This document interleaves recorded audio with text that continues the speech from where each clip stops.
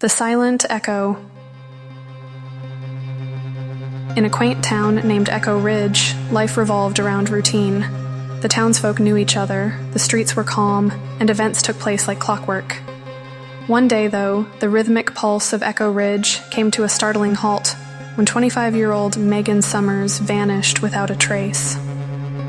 Megan, with her fiery red hair and enthusiastic nature, was an elementary school teacher.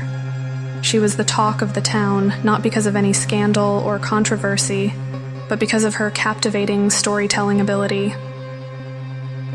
Children would often gather around her, eyes wide in anticipation as she narrated tales of distant lands and brave heroes. Megan was never one to disappear, especially not without informing her close-knit circle.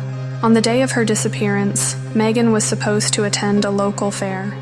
Her friends waited for her, expecting to see her cheerful face bouncing toward them at any moment. But hours passed, and there was no sign of her. Concern turned to anxiety, and soon, panic.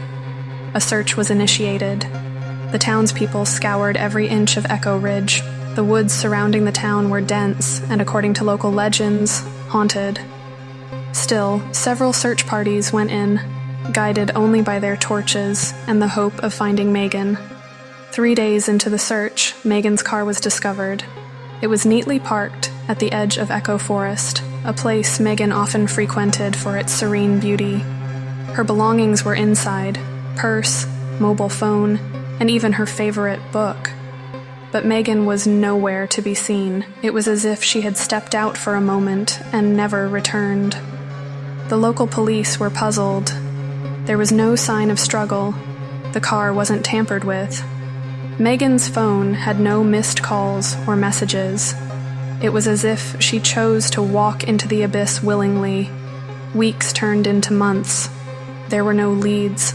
Missing person posters with Megan's face began to fade, but the memory of her unexplainable disappearance lingered, casting a shadow over Echo Ridge. Then, a year after Megan's disappearance, a young boy named Timmy, one of Megan's former students, claimed to have seen her. According to him, while playing near Echo Forest, he saw a woman with fiery red hair standing at the forest's edge, gazing into the distance. He called out to her, but she didn't respond. By the time he reached the spot, she was gone. This sighting sparked a renewed interest in Megan's case, but with no concrete evidence, it remained an unsolved enigma. Some theorized she'd started a new life elsewhere, while others whispered about the haunted tales of Echo Forest. Years passed, and the story of Megan Summers became a chilling legend in Echo Ridge.